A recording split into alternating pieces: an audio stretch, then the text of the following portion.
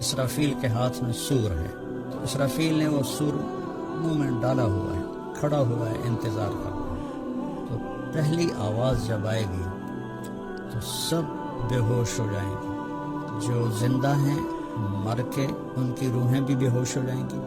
اور جو پہلے مرے ہوئے ہیں ان کی روحیں بھی بے ہوش ہو جائیں گی، سوائے ان کے جس کو اللہ چاہے۔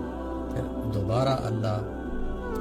اسرافیل کو پیدا کرے گا اور سور اس کے منہ میں ڈالے گا اور وہ پھونکے گا، سب قبروں سے نکل کر، کوئی جل گیا، کسی کو درندہ کھا گیا، کوئی سمندر میں ڈوب گیا، ان سب کو اللہ کہتا ہے کہ ایک دم سب کے سب تمہیں تمہارا رب کھڑا کر کے دکھا دے گا، اور زمین تیرے رب کے نور سے روشن ہو جائے گی، اور تمہارے اعمال نامے رکھے جائیں گے، اور اس دن نبیوں کو اور شہیدوں کو لایا جائے گا، ان کے درمیان اللہ فیصلہ کرے گا اور کسی پر کوئی ظلم نہ ہوگا، ہر انسان کو، ہر نفس کو جو اس نے کیا ہے اس کا بدلہ دیا جائے گا، اور اللہ تعالیٰ جانتا ہے جو وہ کرتے ہیں۔